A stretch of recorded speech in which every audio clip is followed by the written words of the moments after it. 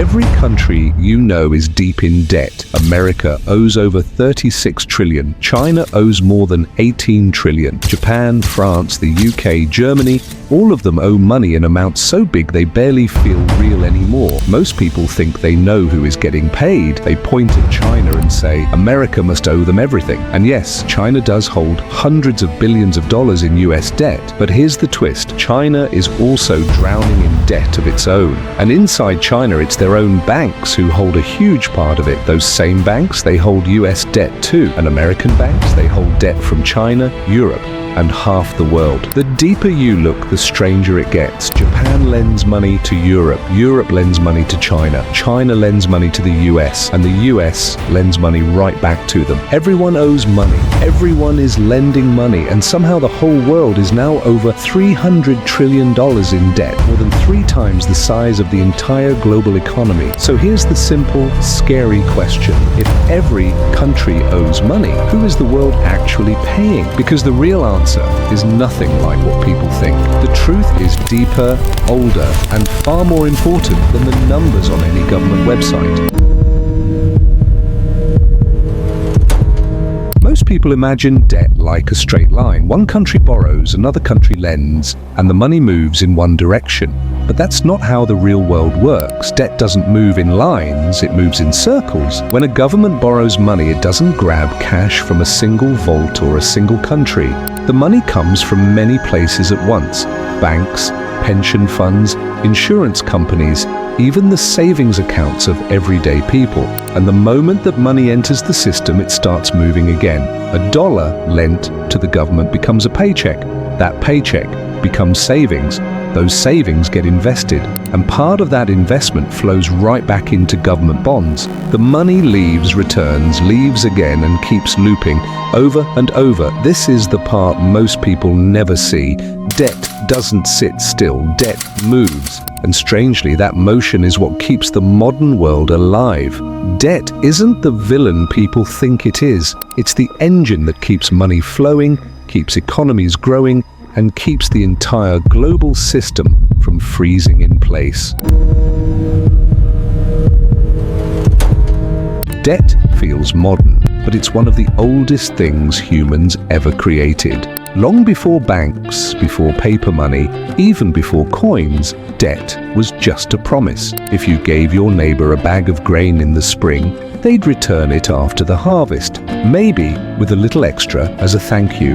No contracts, no interest rates, just trust. Debt was simply a way to borrow from tomorrow when today didn't have enough.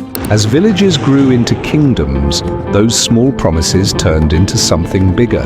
Kings wanted castles, armies, ships, and walls, but no single lender could pay for all of that. So rulers began borrowing from merchants, nobles, and anyone with spare wealth. War after war pushed those debts higher, and eventually the old system couldn't keep up. Then in the 1600s, everything changed. England invented something new, government bonds. Instead of begging rich families for money, the state sold tiny pieces of its debt to the public. Anyone could lend to the king and get a promise of repayment with interest. This single idea reshaped the world. By the 1900s, countries used bonds to fund World War I and World War II. Entire economies leaned on borrowing, not just for fighting, but for rebuilding. Then came 1944, the Bretton Woods Agreement. It made the US dollar the center of global finance. Every major currency was tied to the dollar, and the dollar was tied to gold. But there wasn't enough gold for a growing world. So in 1971, President Nixon broke the link. Gold was out. Fiat money, money backed only by government promise, was in. And with no gold limits, borrowing exploded everywhere. Debt didn't just grow, it became the backbone of the modern world. Once money was no longer tied to gold, debt didn't just rise, it skyrocketed. Today, the world owes more than $300 trillion.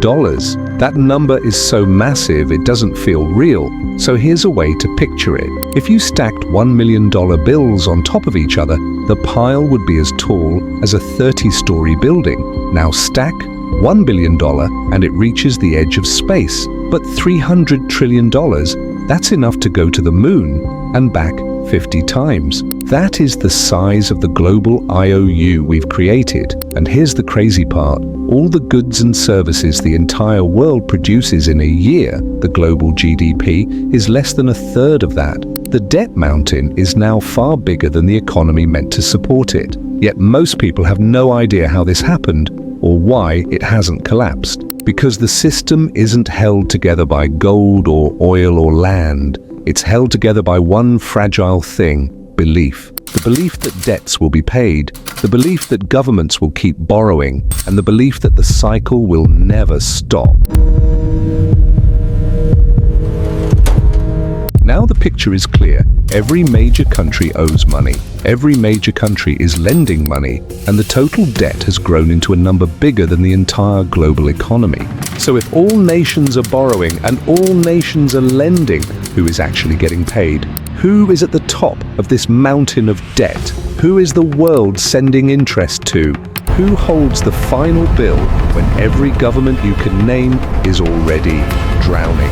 Most people imagine a superpower or a billionaire or a secret group running everything, but the truth is far stranger and far simpler, because debt doesn't move the way people think it does. It doesn't stack up, it circles, and once you see how that circle works, the entire global system suddenly makes sense. To understand who the world is really paying, we need to look at the country with the biggest debt of all, the United States. Most people assume America owes all its money to China, but that's not true. In reality, about 70% of US debt is owed to Americans themselves. Here's how that works. When the US government needs money, it creates bonds, simple IOUs that promise to pay interest over time. These bonds aren't bought by one country or one billionaire. They're bought by the places where people store their money. If you put cash in the bank, that money doesn't just sit there. Banks invest a huge part of it into government bonds because bonds are safe and pay steady interest. Right now, US banks hold trillions of dollars in government bonds. And it isn't just banks. Pension funds, the money people rely on when they retire, also buy massive amounts of bonds. They need safe, long-term investments so people can get paid decades from now. Insurance companies do the same thing. So do investment firms. So do everyday savers, even if they don't realize it. When the government pays interest on its debt, that money goes right back to these lenders, banks, pensions, insurers, funds, and into the pockets of ordinary people whose savings are inside those institutions. And what do those lenders do with the money they earn? They buy more bonds, they reinvest, they loop it back into the same system. Money moves from savers to the government, back to savers, then back into government debt again. It doesn't travel in a straight line, it circles. That's the hidden truth most people never see. The government isn't borrowing from strangers, it's borrowing from its own people's savings, and those savings rely on the debt to grow. Debt, interest, reinvestment, repeat. It's a closed loop, a cycle that feeds itself, a system that only works because the money never stops moving. This is why the world doesn't collapse under $300 trillion in debt, because most of that debt is part of a giant, constantly turning wheel, not a bill waiting to be collected. The loop doesn't stop at one country's borders, it stretches across the entire world. Take Japan. Japan is one of the biggest lenders on earth. Its people save a lot, so its banks and pension funds end up holding huge piles of foreign bonds from the United States, from Europe, and even from developing countries. Now look at the Netherlands. Dutch pension funds are some of the largest in the world, and they pour money into bonds from Japan, Brazil, and the US. Their savings become loans for economies thousands of miles away. Brazil borrows from Europe to build industries. Europe borrows from China to stabilize its currency reserves. China buys US debt to store value and protect its exports. And the US, the biggest borrower of all, lends money back into Asian and European markets through its own banks and investors. It's not a straight chain, it's a circle made of circles. Money flows across borders the way water flows through rivers, constantly moving, never staying in one place, always finding a path back into the system. Every major country is both a lender and a borrower. Their debts are tangled, layered, and connected in ways that make it almost impossible to point to one final creditor.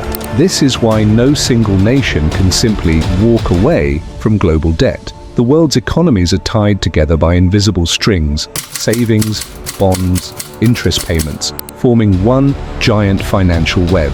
Debt isn't a ledger between two players, it's a network that links everyone.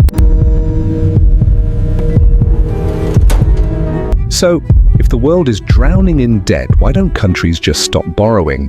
Because today, debt isn't a backup plan, it's the main engine that keeps economies alive. When a government borrows and spends money, that money flows straight into the economy. Companies get paid, workers earn wages, people spend more, businesses grow, taxes come in, and everything keeps moving. Take that spending away, and the machine slows, jobs disappear, spending falls, businesses shrink, tax income drops even more. It becomes a downward spiral no politician wants to trigger, and that's the second reason countries can't quit. Politics. No leader wins elections by cutting budgets, lowering salaries, or cancelling benefits. People expect schools, hospitals, pensions, roads, and help during hard times. All of that costs money, the money governments don't actually have. So they borrow, but the biggest reason is crisis. During COVID, the world didn't pause, it collapsed. People stayed home, shops closed, travel died, spending froze, and when people stop spending, the economy stops breathing. Governments had two choices: let everything crash or borrow. So they borrowed trillions. The US alone borrowed nearly 20% of its entire economy in a single year. Europe did the same. China did too. Everyone did. Because without borrowing, the system would have cracked. The truth is simple. Modern economies run on debt the same way cars run on fuel. Take it away and everything stops. That's why countries don't just borrow, they must. For all its benefits, the debt system has a dark side because the same loops that keep the world moving also make it dangerously fragile. The first big risk is interest. As countries borrow more, they must pay more interest every year. And when interest rates rise, like they did recently, those payments explode. Money that should go to schools or hospitals now gets swallowed by old debt. It's like earning a paycheck and watching half of it vanish before you can touch it. Then there's inflation. When governments can't borrow cheaply, some start printing money to fill the gap. But printing doesn't create wealth. It only creates more currency chasing the same goods. Prices rise, savings shrink, and ordinary people feel poorer even when their income stays the same. The danger grows when countries borrow in foreign currencies like US dollars. If their own currency weakens, paying back those loans becomes almost impossible. A dollar of debt suddenly costs twice as much in local money. We've seen what happens when that pressure becomes too much. Greece went from a modern European economy to mass unemployment and collapsed services within a few years. Sri Lanka ran out of foreign currency and couldn't pay for fuel or food. Argentina has defaulted again and again because its currency keeps falling faster than it can repay its loans. All of these crises were triggered by one thing: trust breaking. When investors lose confidence and stop lending, the system snaps fast. Borrowing costs shoot up. Money flees the country, the government runs out of cash, and suddenly the entire economy is fighting to breathe. This is the part most people never see. The world's debt system works until the moment it doesn't, and when it cracks hard. The strange truth about our world is this: debt is both the engine that keeps everything running and the danger that can break it all apart. The global system only works because money never stops moving. Governments borrow, banks lend, savings flow in circles. Everyone keeps the wheel spinning. And if you're learning something new here, hit like and subscribe. This channel breaks down the money systems shaping your world. If the cycle slows, the system weakens. If it stops, the system falls. It's like a bicycle. As long as you keep pedaling, you stay upright. The moment you stop, even for a second, you tip over. That's the world economy. It works because we keep it in motion, by borrowing, lending, spending, and reinvesting again and again. Stopping the cycle sounds safe, but it would be far worse. Without debt, the global machine would freeze. So here's the final question.